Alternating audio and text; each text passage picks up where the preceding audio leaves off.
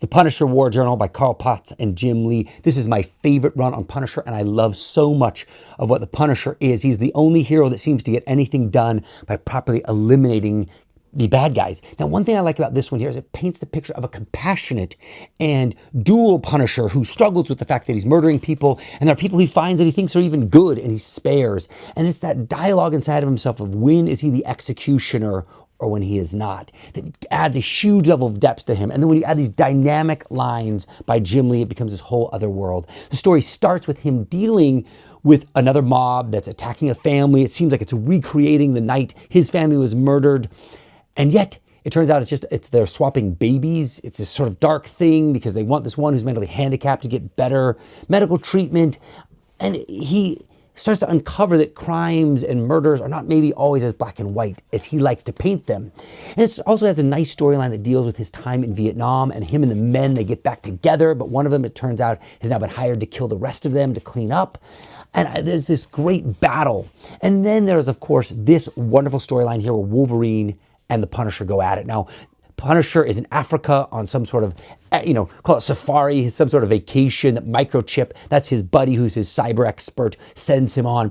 And Wolverine is there to hunt down poachers, and the Punisher is there to protect this caravan of people. So they're instantly at odds, even though they're on the same side of the line. And I love that about that they're conflicted, but yet they want the same thing. So they fight each other, and in the end of the storyline, they realize, okay, we're on the same side, but we're not friends. Not ever going to be, but I get who you are.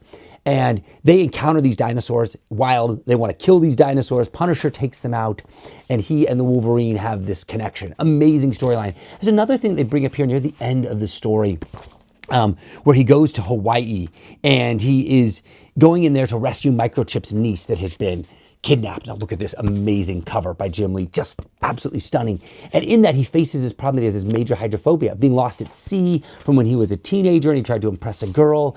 And then he meets with this kahuna and she exorcises this demon, but she realizes he has all kinds of other demons inside of him.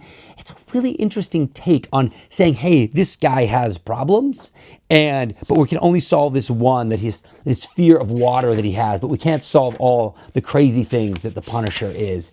Now, these covers here on his trips to Hawaii are so great. This line here, every year, Hawaiian vacations and safely and happily for more than 1 million people.